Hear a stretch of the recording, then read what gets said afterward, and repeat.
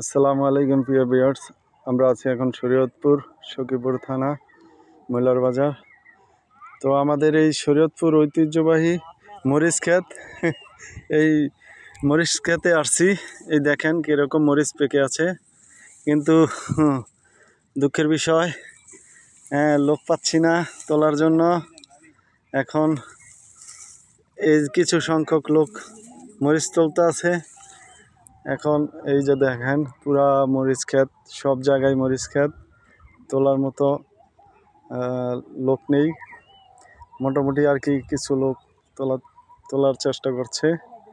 অনেক মরিচ পেকে আছে, দেখেন অনেক মরিচ পেকে আছে। ঠিক আছে, প্রত্যেকটা গাছেই মরিচ পাকা, প্রত্যেকটা গাছেই মরিচ আছে।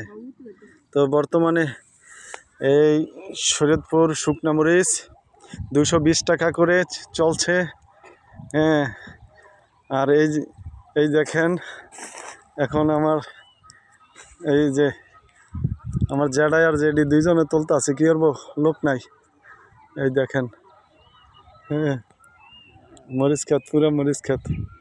জ্যাডাই কাটা আনতে আছে, জ্যাডাই এই যে আমার চাচা, আমি দুষ্টাইম করিয়া জ্যাডা কই আর কি।